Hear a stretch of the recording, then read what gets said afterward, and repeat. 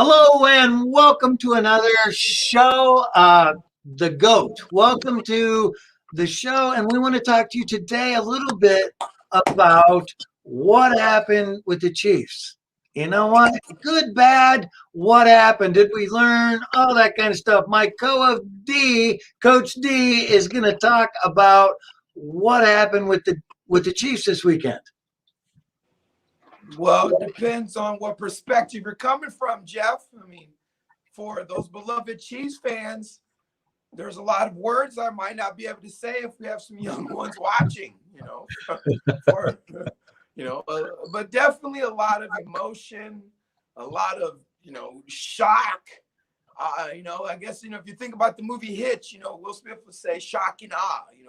That's definitely what they did. It was shock and awe, all of us. Right. About what happened, but all in all, it's a lot. It's a lot. Right. You know what? This is the time where we actually we learn about how to, half of sports is losing. The lessons come in losing but you know what? In my mind, growing up and how I dealt with losing it sucked. I hated to lose.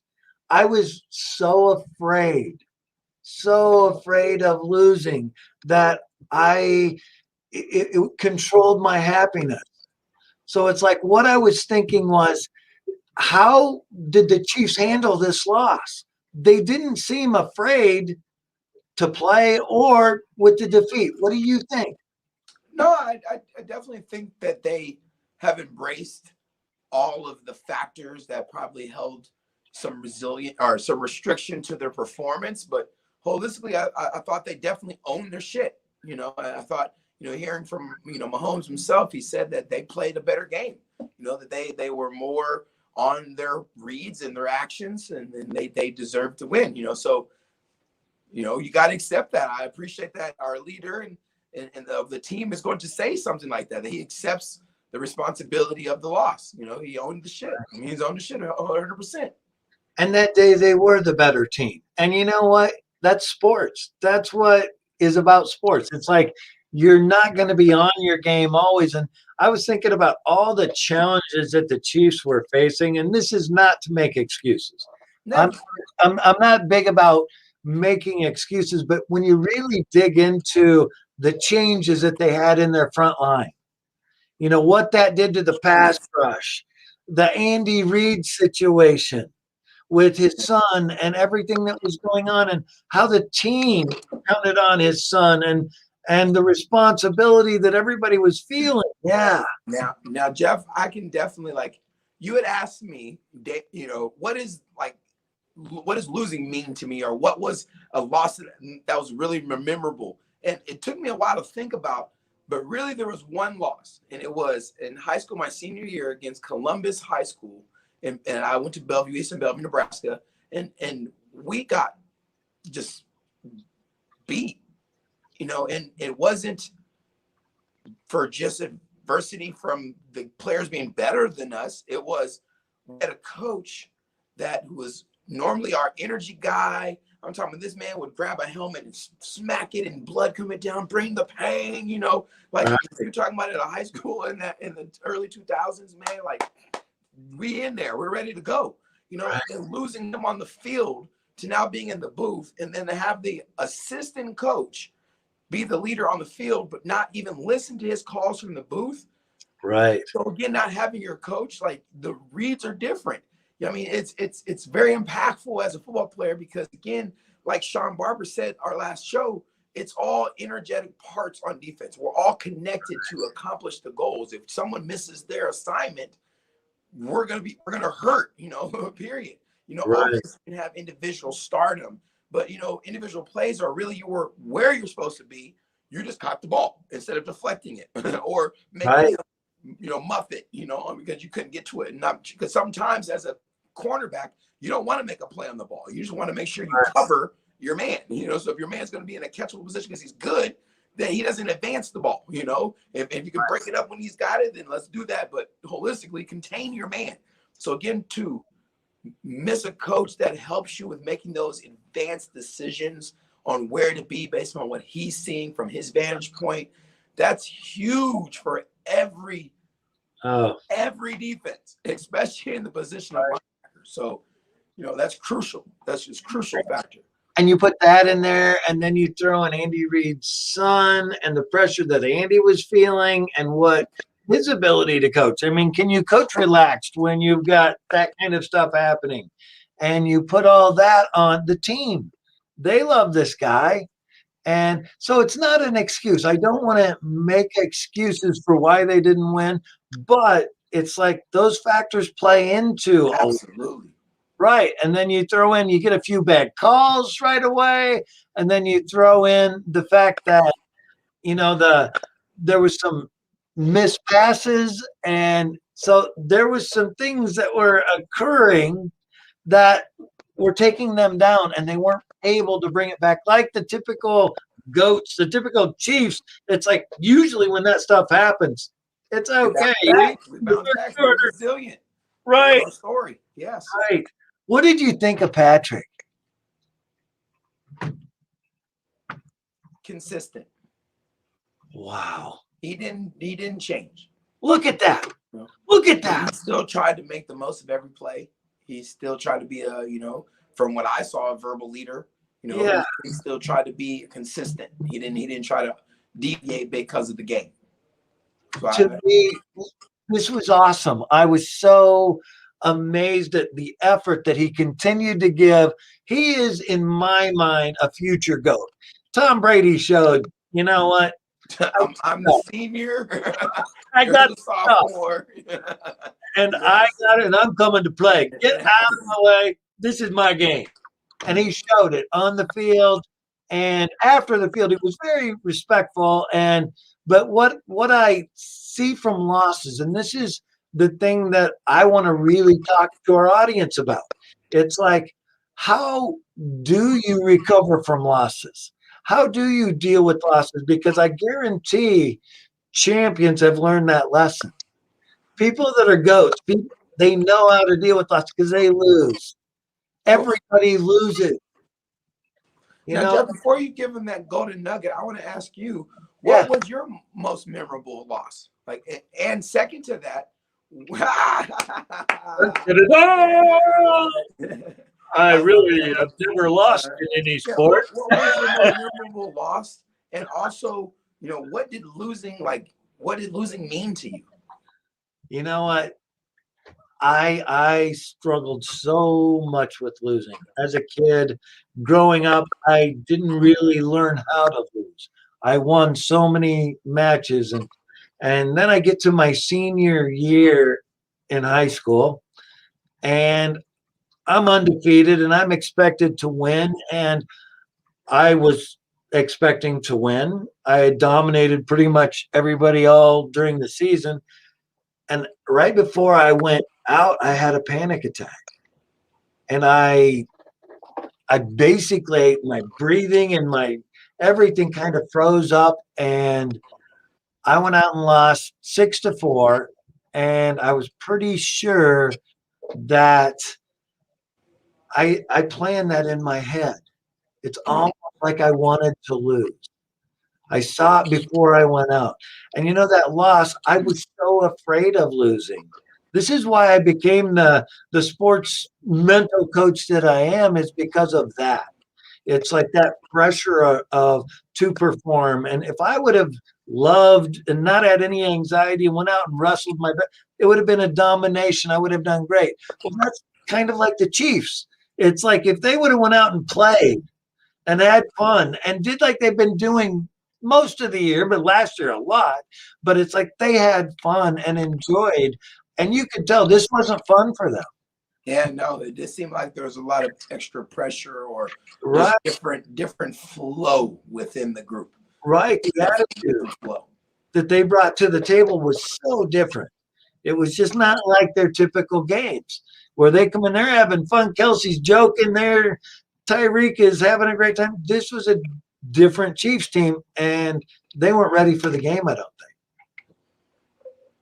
I mean, think about that, Jeff. we break our program here down into pregame, in-game, and post-game habits, routines, influences to your performance. Think about what their pregame changes. How soon you get to the game, how much time you get to prepare Right. for the game. You throw. I hear you, Regan. I still got to pay the man his respects for what he does, but I'm not gonna quote any WWE. But I love it. You know, it's really true though. It's like what we bring to the table, what we break this all down. And it's like, what did we learn from this? As we look at this, we learned, were we ready to play? Did we go in with that mindset? right, Did you see it? right. As a football player going into the game, I looked at the variables and said, there's no way it's not going to affect us. Right. But there's no way to determine how it's going to affect us. Because football is a game that even when you have a game plan that you plan all week, if something changes within the game, you got to make adjustments on the fly. That's why you see them constantly looking at what reads are we getting. We thought they were going to do this, but they're changing and doing this. So now we have to prepare for this because we didn't so right. It's ever-changing game. So again, that's why the consistency I saw from Mahomes is again another GOAT tribute to him as far as that he didn't break his routines. Exactly. Oh, but so neither did Brady. See, those routines that you talk about, going down the night before. I mean, that's not what they do in professional football. They go get acclimated, they get ready, used to the stadium. And this was a totally different thing with COVID, with everything that was going on the team and with the coach. They weren't able to do that. So it's like, what do we do? We're used to this routine. I get up in the morning, I do this, and then I'm ready for the game at this time.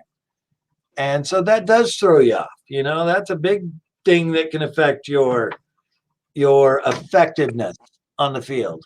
Now, Jeff, I want to ask you something now, because I know this show is more about again turning losses into wins, but I want to talk just a little bit about the winner mindset, because I feel if you look at what Brady was doing at the tail end of the season, he did go 7-0 prior to our game. That's tough. And again, the way he was motivating going into that game. And again, this may be a rumor, but those that are on the internet more than me, I need you to go ahead and give us some more, fact check us all the time. But, he sent messages to significant players of the team and only said, we will win. So you imagine waking up, brushing your teeth, see Brady send your message, we will win. You walk into practice, he's dapping you up, we will win. Wow. Every time you're going through the huddle, he's tapping you up. We will win. You make a play, we will win. You mess up, it's all good. We will win. If that's the mindset that they had going into that game, there was nothing that really should stop them based upon what we want all athletes to be as peak performers. Well, and you know what? That's what we do. That's our job when people come into us. It's like you have to create that mindset. The mindset of a peak performer isn't a natural mindset. It's like, here, be a Navy SEAL without any training. No, it doesn't work. Just like with a mental giant in sports. It's like that mindset of a champion like a Brady.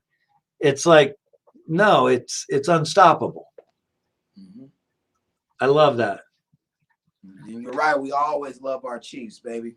We do love our Chiefs, man. And so what do you think the lessons that the Chiefs can take out of this loss? I think from the perspective of being a sports coach, a football player, and putting all that together and being a fan and seeing what limited us and reviewing that kind of thing to learn from the loss, is we have to make sure that backups are just as efficient sometimes as starters. I think that you don't know when they're going to be needed, and if they don't have a certain amount of reps, or if they're not confident that they can do the job, there's no way they're going to do the job. So I think that there's a degree of communication of allowing those people to grow just as much, as starters, as far as reps and just being prepared. That's a big challenge for them. Yeah, you never know. They never thought they would have to. with injuries and the way they happen. And like with Fisher, and three people are having to get adjusted and messing up the whole offensive line. It's like, no, you have to have people ready. Yes, period. I agree. And we weren't quite ready there. Yep. And what would you say? You know, I think the lessons learned that I look at the Chiefs is it is a mental game. It's a huge mental game. You ask me, and we by far have the best talent out there. Mm-hmm. I would say there's no question in my mind that talent-wise, we dominate. So then it comes down to the mental aspect. We got there. We are a tough, mentally tough team overall. But when it came down to it, we didn't have the goods.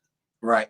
And that just takes mental preparation. That just takes being ready. What can we learn is we were not ready for this game. What do we need to do different? How do we prepare? How do we avoid a situation like that in the future? So Right. I think that's a huge lesson. And I think the lesson that we can also take out of that is the way they lost. And this is something that I really am proud of the Chiefs. The way they've accepted the loss, the responsibilities, the way they're looking forward, they're moving, they're not dwelling on it. That's what a champion is, and that's what makes a GOAT, is to be able to bounce back from losses, to take them in a positive way. Yes, absolutely. So I think we're ready to go on to the GOAT tip of the week. Yes, sir. Yay! The GOAT tip of the week. And it's the post-game interview. And this is 3 questions that I want you to ask yourself after every competition. What did I learn? And you know what? So many athletes, if once you do the 3 questions that I want you to ask yourself after every single game, you stop looking at it like a loss. It's not like a defeat anymore. So if you say, what did I learn? And there's always lessons that you can learn from a loss or a victory, but mainly a loss. But most people are so afraid of losing that they want to put it out of their mind, and they don't want to learn the lessons that you learn from the loss. Excuses that make it okay to lose. Right. We justify, we make up. It's like, no. So then once you write down, what did I learn?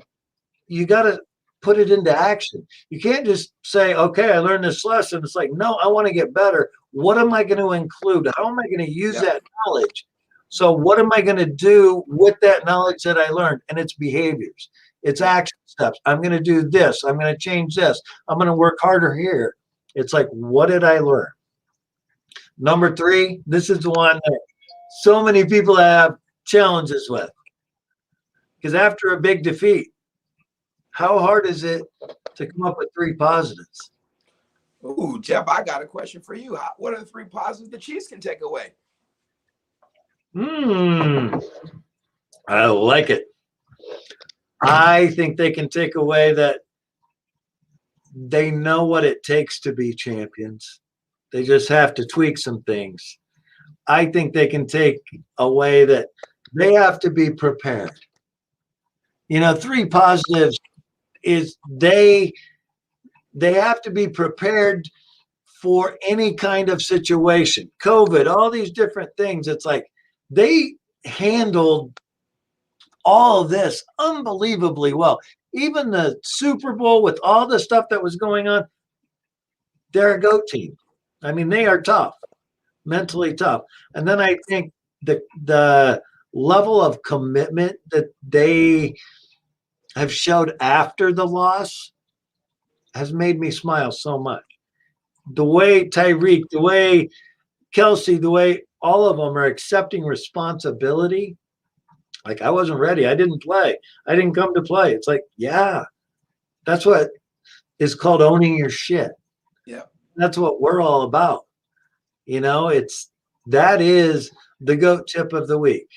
And if high school athletes, younger athletes, if you use that, you're going to get better and better because losses aren't our enemy. Not at all. So afraid of the losses. Teaching tools. Right. Reps you need. The opportunity to grow. So it's like, don't be afraid of the biggest learning opportunity in sports. If we are afraid of losing, we're never going to accept the lessons that come along. So, GOAT tip of the week, do that. Damien, anything? No, sir. That's it. Yes, absolutely. We want to make sure that we want to know who are the local goats in our neighborhood. So anybody you want to recommend as being a goat of the week, please submit those to us via Facebook or Instagram and other social media outlets. We would love to showcase them on our show. And again, just want to know, again, who are the goats among us and how can we give them the praise that they deserve for being great. Next week, we're going to have a coach we're going to bring in a coach that is going to talk about what it takes to become a GOAT. After that, we're going to start bringing in some parents and some athletes because we want this to be a show that provides value, that you get something out of, that it's not just entertaining because we're not real entertaining. I don't know what to say. But we want this to provide value. And the only way that's going to do that is if you give us feedback, if you send us the goats and let the local kids get to understand and get some publicity for being a GOAT. I love it. D, you take care of you. Thank you for being the co-host. Yes. Later, Chiefs fans. Keep hope alive. Own your shit.